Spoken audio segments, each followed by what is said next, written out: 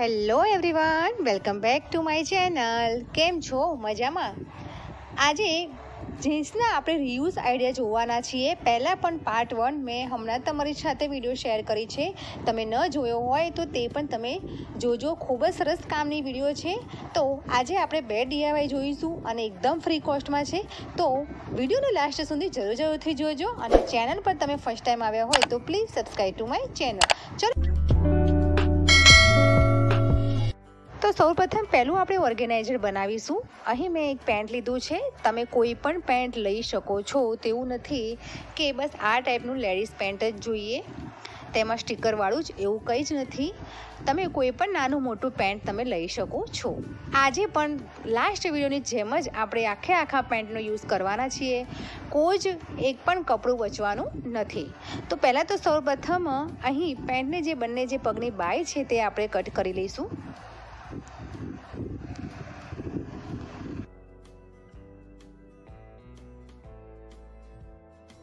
તો ફ્રેન્ડ, બંને ઓર્ગેનાઇઝર ખૂબ જ સરસ છે, એકદમ ફ્રી કોસ્ટમાં છે અને ફટાફટ બની જાય છે.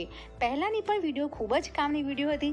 જો તમે ન જોયું હોય તો તમે જરૂરથી જોજો અને તમને જરૂરથી ગમશે. તેની લિંક હું ડિસ્ક્રિપ્શન બોક્સમાં મેન્શન કરી દઈશ.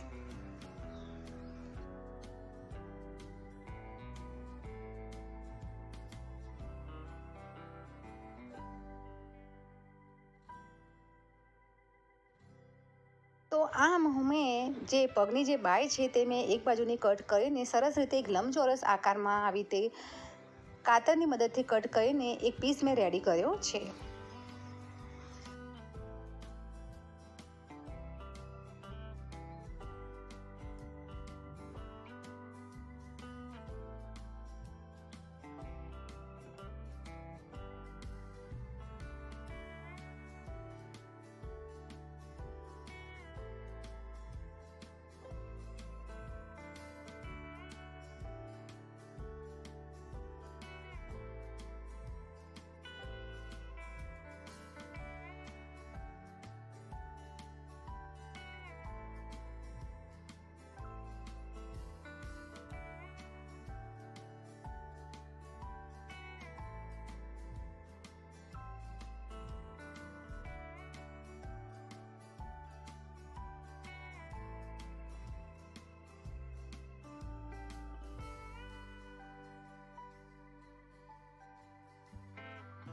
હવે જે પેનના જે ઉપરના ભાગમાં જે આવા સ્ટીકરો હતા, તો આ સ્ટીકરો હું જવા દેવાની નથી. આ સ્ટીકરોને પણ કામમાં લેવાની છું. તેના આવી રીતે આપણે ખાના બનાવીશું. તો દરેક સ્ટીકર હું આવી રીતે કાતરની મદદથી કટ કરી લઈશ.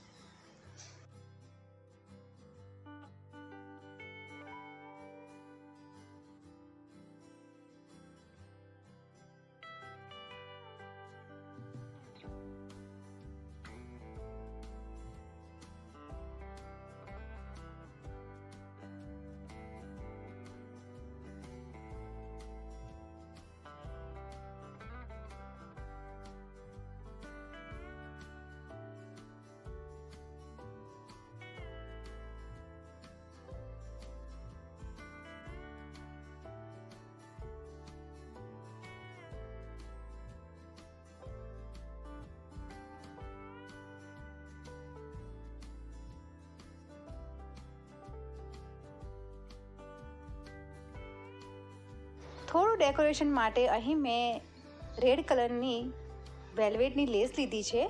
તેને વચ્ચેથી આવી રીતે કટ કરીને તેની બોર્ડરનો લુક હું આપીશ. આમાં તમે કોઈ પણ જો સાડીની લેસ હોય, ડ્રેસની કોઈ લેસ હોય તો તમે આના ઉપર તમે સ્ટીક કરી શકો છો. અને અહીં મેં લેસ ચોંટાડવા માટે મેં ગ્લુ ગનનો ઉપયોગ કર્યો છે. તમે આમાં ફેબ્રિક ગ્લુનો પણ ઉપયોગ કરી શકો છો. તેનાથી પણ કંઈ જ થતું નથી, ધોવી પણ શકાય છે. અને તમે ટાંકા પણ લઈ શકો છો, મશીનનો પણ તમે ઉપયોગ કરી શકો છો.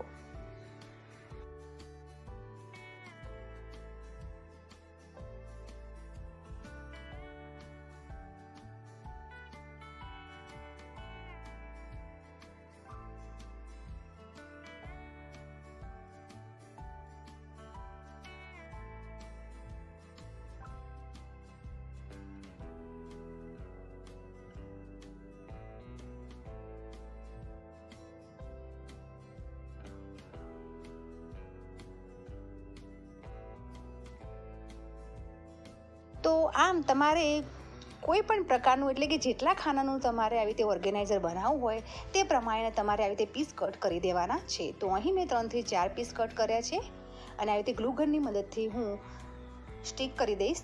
હું જે રીતે સ્ટીક કરું છું તે રીતે તમારે આવી રીતે માપ લઈને તમારે ચોંટાડવાનું છે. તમે ટાંકા પણ તમે લઈ શકો છો.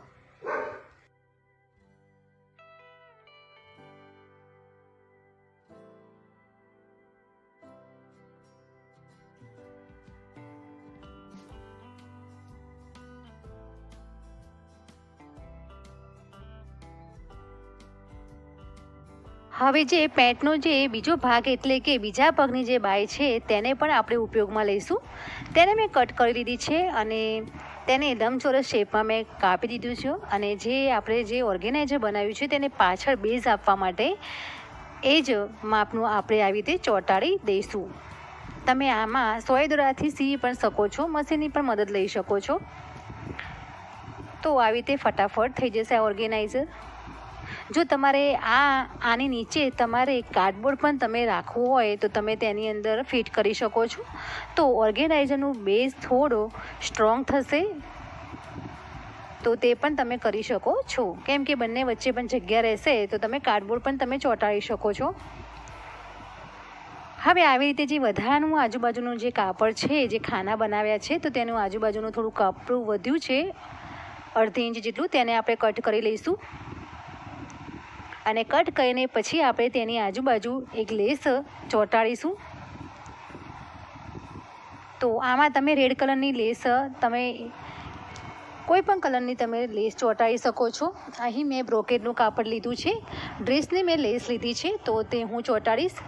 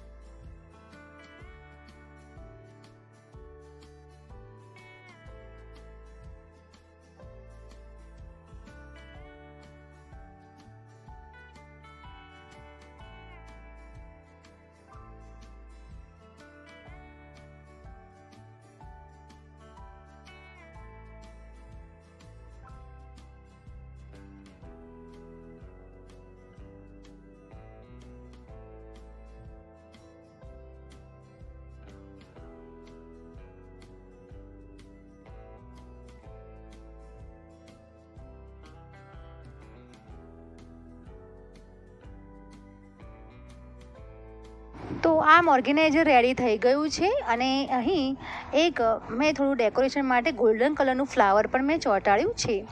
હેંગિંગ માટે મેં અહીં બેકાર જે બંગડી છે તેનો ઉપયોગ કર્યો છે અને તે જે કપડું છે તેની અંદર જ મેં ચોંટાડી દીધી છે.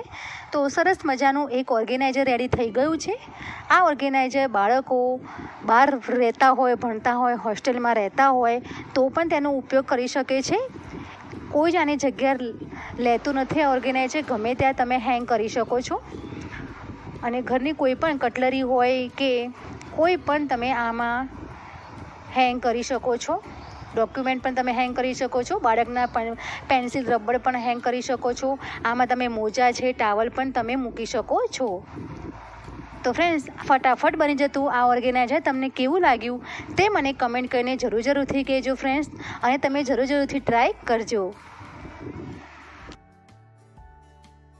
હવે આગળનું ઓર્ગેનાઇઝર આપણે બનાવીશું. જે પેન્ટનો આપણે પગની બાયનો ઉપયોગ કર્યો હતો તેનો જે કમરનો ભાગ હતો તેનો આપણે ઉપયોગ કરીશું. તેને આવી રીતે લંબચોરસમાં આપણે પહેલાં તો કટ કરી લઈશું. તો હું આવી રીતે માર્કર પેનથી થોડું માર્ક કરી લઉં છું, જેથી કરીને મને આઈડિયા રહે કે કેટલું મારે કટ કરવાનું છે. તો અહીં મેં માર્કર પેનથી નિશાન કરી દીધું છે અને કાતરની મદદથી હું આવી રીતે કટ કરું છું. જીન્સનું પેન્ટ છે તો એકસાથે જીન્સનું પેન્ટ કટ થતું નથી, તો પહેલાં ઉપરનો ભાગ કટ કરીશ, પછી નીચેનો ભાગ કટ કરીશ. મોસ્ટ ઓફ આપણે જીન્સનું પેન્ટ છે તેનો બાયનો જ ઉપયોગ કરતા હોઈએ છીએ, પરંતુ જે કમરનો ભાગ હોય છે તે ફેંકી દેતા હોઈએ છીએ. પરંતુ કમરના ભાગનો મેં આગળ પણ પાર્ટ 1માં મેં તમને કમરના ભાગની પણ ઓર્ગેનાઇઝર તમને બનાવીને બતાવ્યું છે. તો સરસ એમાં પણ તમે છે ને ક્લોથ છે કે ગમે તે કોઈ પણ વસ્તુ છે, ટોયસ છે, તે પણ તમે સ્ટોર કરી શકો છો. તો આ ભાગને પણ આપણે ફેંકવાનો નથી, તેનું પણ આપણે સરસ મજાનું પર્સ બનાવીશું ફ્રેન્ડ્સ.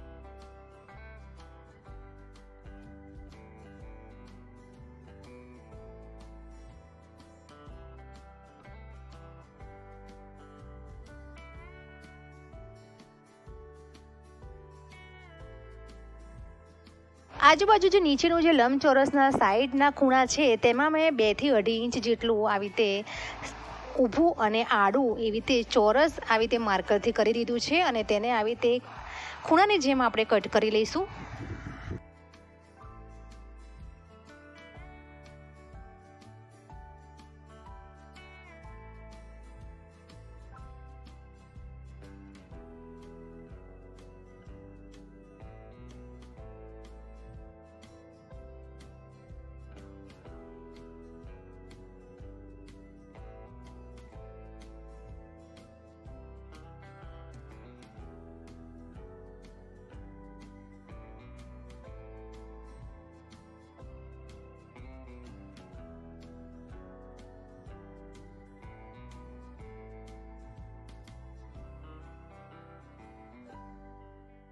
અને જે કટ કરેલો ભાગ છે તેને આવી રીતે બંને હાથે પકડીને તેને સીવી લઈશું. અહીં મશીનનો ઉપયોગ મેં કર્યો નથી, સોય દોરાની મદદથી મેં ટાંકા લઈ લીધા છે. તો બંને બાજુ આવી રીતે ટાંકા લઈ લઈશું. એ સરસ મજાનું નીચે એક સરસ એક પર્સનો શેપ આવી જશે અને વધારે સામાન મૂકવા માટેનું એક બેઝ બની જશે.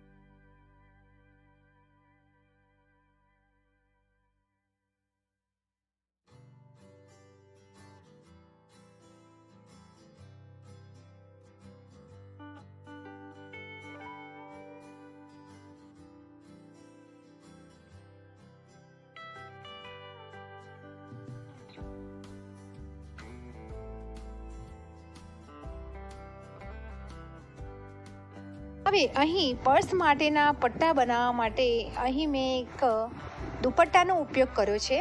મલ્ટી ફ્લાવર્સ દુપટ્ટો છે આર્યો. તમે ઈચ્છો તો જે જીન્સના પેન્ટની તમે કાપડ વધ્યું હોય તો તેની પટ્ટી કાઢીને પણ તમે તેનો ઉપયોગ કરી શકો છો. પરંતુ અહીં આ પેન્ટમાં કોઈ જ કપડું બચ્યું હતું નહીં, તો મેં અહીં દુપટ્ટાનો ઉપયોગ કર્યો છે અને આ કલર થોડો જીન્સના કલરમાં મેચ થાય એવો છે. તો અહીં 1 ઇંચ જેટલું મેં આવી રીતે પટ્ટી વાળીને ઉપર સિલાઈ મારી દીધી છે. તો આમ 2 પટ્ટા આપણે આવી રીતે તૈયાર કરી દઈશું.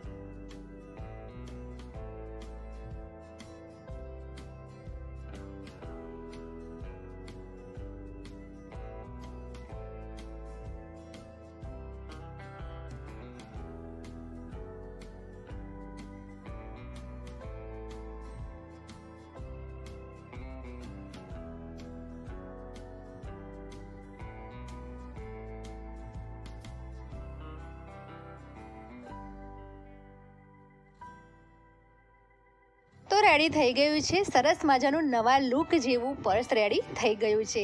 જોતાં જ ખ્યાલે પણ નથી આવતું કે ઘરે આપણે આ પર્સ બનાવ્યું છે. તેના માટે ડેકોરેશન માટે અહીં મેં જે ભગવાનને હું માળા ચડાવું છું તેને હું આવી રીતે જેમ તેમ ફેંકતી નથી. ગંદકી થવાથી હું આવી રીતે ભગવાનની ચૂંદડી હોય કે માળા હોય તેનો હું ઉપયોગ કરી લઉં છું. તો આવી રીતે બસ માળામાંથી હું 2 મોતી આવી રીતે ચોંટાડી દઈશ. હજુ તો મારે આમાં વધારે મોતી લગાવવા હતા, પરંતુ બહુ જ ઓવર થઈ જશે, જેથી કરીને જે આપણે પેન્ટના સ્ટીકર હતા સ્ટીકર કટ કરીને હું આના ઉપર ચોંટાડી દઈશ અને 2 મોતી ચોંટાડી દઈશ. તો સરસ મજાનો એવો લુક આવી ગયો છે કે બહારથી જ આપણે પર્સ લાવ્યા હોય તેવું પર્સ રેડી થઈ ગયું છે.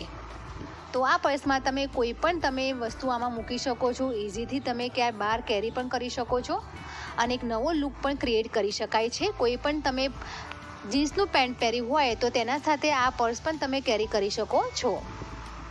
તો આ બંને ઓર્ગેનાઇઝર તમને કેવા લાગ્યા તે મને કમેન્ટ કરીને જરૂરથી કહેજો ફ્રેન્ડ્સ. તમે જરૂરથી ટ્રાય કરજો. અને હા, વિડીયો તમને થોડી ઘણી પણ ગમી હોય તો લાઈક અને કમેન્ટ જરૂરથી કરજો. તો હવે હજુ તમારે કોઈ બીજા આઈડિયા તમારે જોઈતા હોય જીન્સ માટેના તો કમેન્ટ જરૂરથી કરજો.